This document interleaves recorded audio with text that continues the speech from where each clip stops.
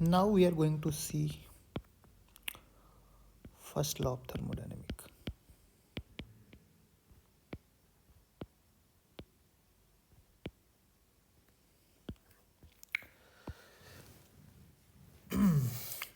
First law of thermodynamics has a very simple statement that it follow the conservation of energy. Conservation of energy. So दो case लेते हैं. पहला isolated system, कोई अगर isolated system है. दूसरा हमारा ओपन सिस्टम है, मीन्स जिसमें तुम बस हीट का ट्रांसफ़र कर सकते हो, बस पार्टिकल वार्टिकल नहीं ट्रांसफ़र कर सकते.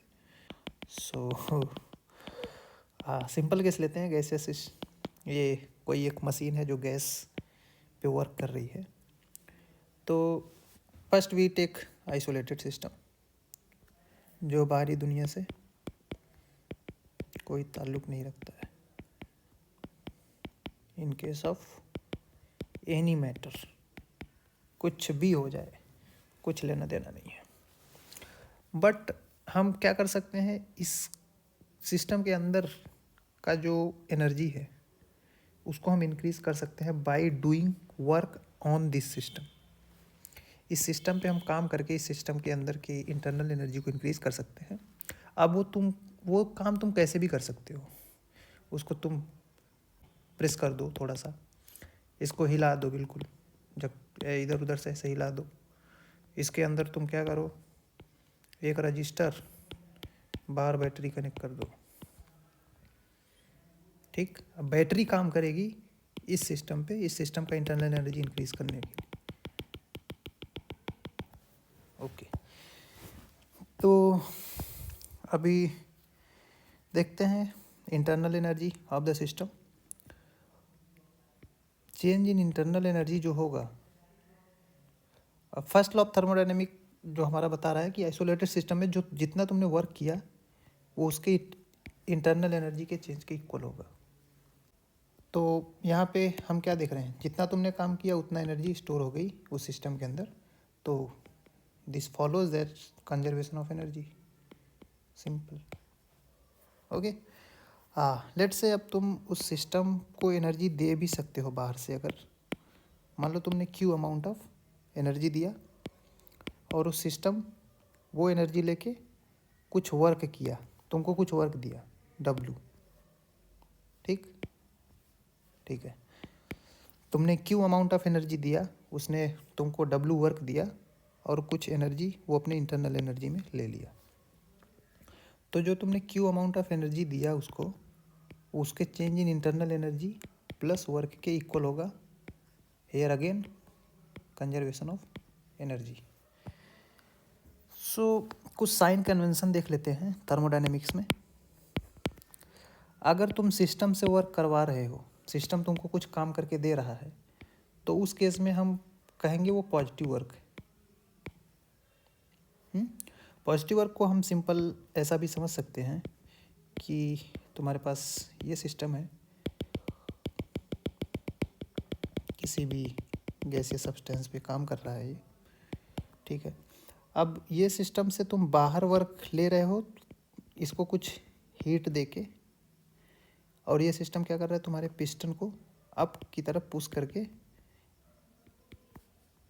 कुछ तुमको आउटवर्ड कोई वर्क दे रहा है. बाहर वो वर्क तुम ले सकते हो, पिस्टन यहाँ से कनेक्ट करा के, फ्लाई व्हील कनेक्ट करा के उसके थ्रू हम चलाते हैं. जैसे पहले हमारा स्टीम इंजन था या फिर कार्नोट साइकिल का जो थ्योरी है वो इसी पे है.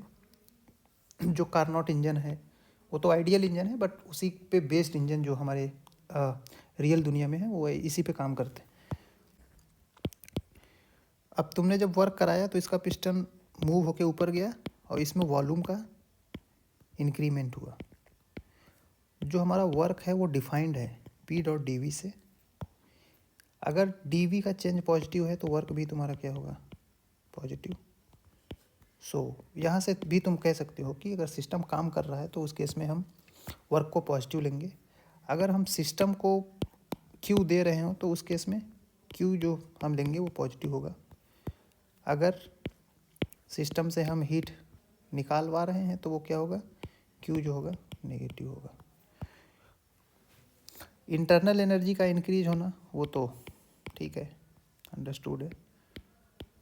नेगेटिव जब इंटरनल एनर्जी डिक्रीज होगा तो उसका चेंज नेगेटिव, ठीक।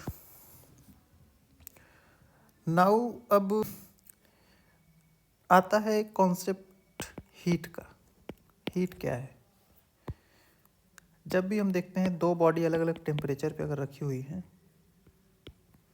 तो उनके बीच हम कहते हैं हीट ट्रांसफ़र हो रहा है, ठीक। Heat is nothing but a process. Heat एक प्रोसेस है एनर्जी का एक बॉडी से दूसरे बॉडी में जाने। Heat is a mode of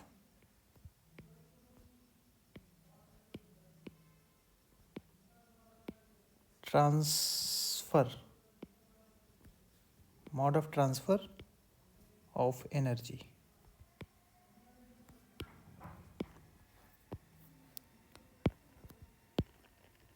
Heat is not a type of energy.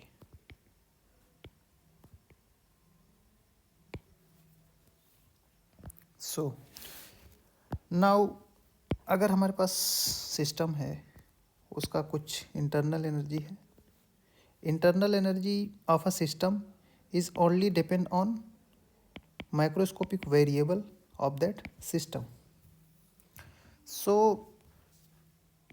You जो है ये internal energy is a not a path function.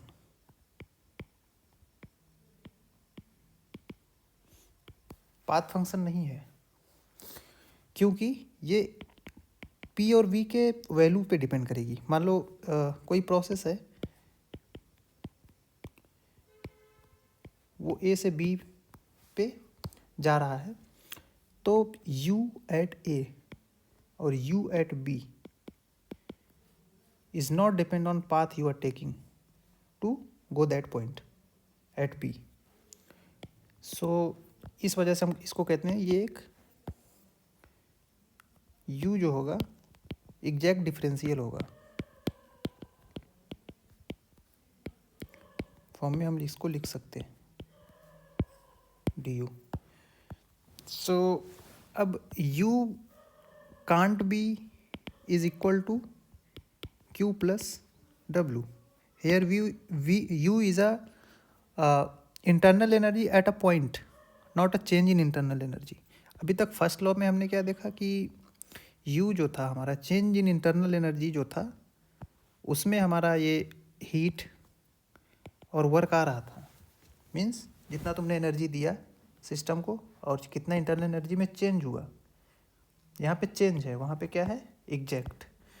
तो एग्जैक्ट इंटरनल एनर्जी को हम इसके फॉर्म में डिफाइन नहीं कर सकते क्योंकि ये सब तो एक प्रोसेस हैं, they are a process not a function of any thermodynamic और any microscopic variables. So Q and W is not a function of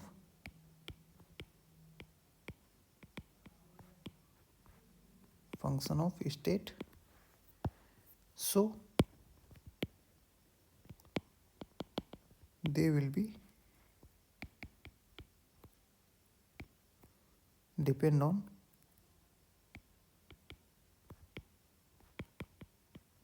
path through which we are changing the state of that system. A point से B अगर जाना है तुमको तो किस path से जा रहे हो, यही प्रोसेस जो तुम कर रहे हो वो प्रोसेस पे डिपेंड करता है तुम्हारा वर्क और कितना वो हीट रिलीज करेगा या कितना एनर्जी लेगा वो उस स्टेट में पहुंचने के लिए। तो इसलिए क्यू और ओमेगा जो है वो है path function. Quasi static process.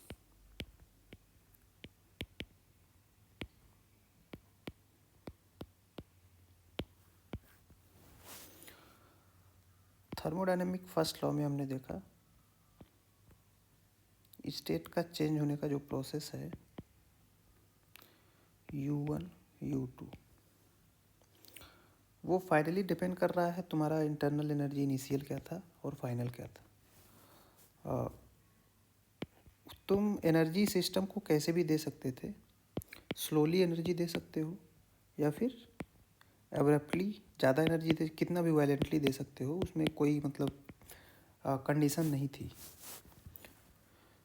तो इफ़ अगर हम एनर्जी को इतना स्लो दें सिस्टम को कि जब वो पाथ ट्रेस करे एक प्रोसेस एक स्टेट से दूसरे स्टेट में जाने का, उस पाथ के हर एक पॉइंट पे वो इक्विलिब्रियम कंडीशन होल्ड करता हुआ जाए हर एक पॉइंट, ताकि हम उसको ट्रेस कर सकें कि वो एक स्टेट से दूसरे स्टेट में जब चेंज हो रहा है तो किस पाथ को फॉलो कर रहा है, उसके हर एक पॉइंट पे हम उसको डिफाइन कर सकें। अगर हम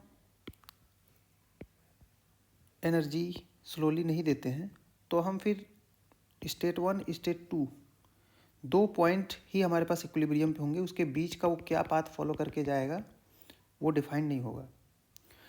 फिर क्या वर्क करेगा सिस्टम, वो डिपेंड करेगा तुम एनर्जी कैसे दे रहे हो, उसको कितना फास्ट कितना स्लो दे रहे हो। इसलिए क्वाजी स्टैटिक प्रोसेसेस जो होते हैं उनके बीच का जो पाथ फॉलो करते हुए एक स्टेट से दूसरे स्टेट में जाता है तो उसको हम ट्रेस कर सकते हैं।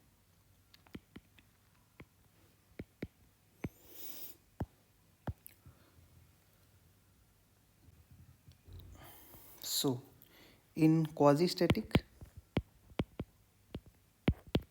if we give very small amount of energy and because of it there is change in very small of internal energy of the system and do some work. So this change of infinitesimal small in energy can be given by total derivative. Here internal energy is a function of pressure and volume, so it can be given by this.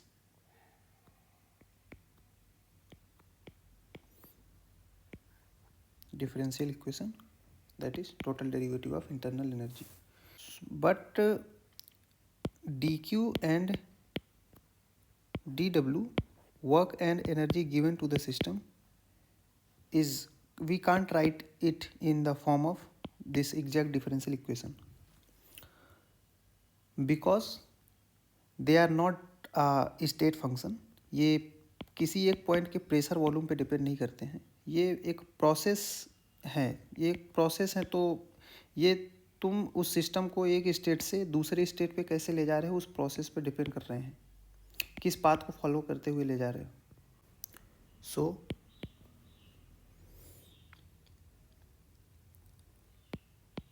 dw and dq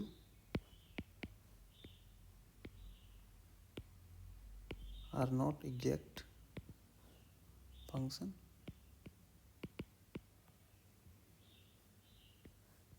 they depend only on path which we are follow to transform our initial state to final state.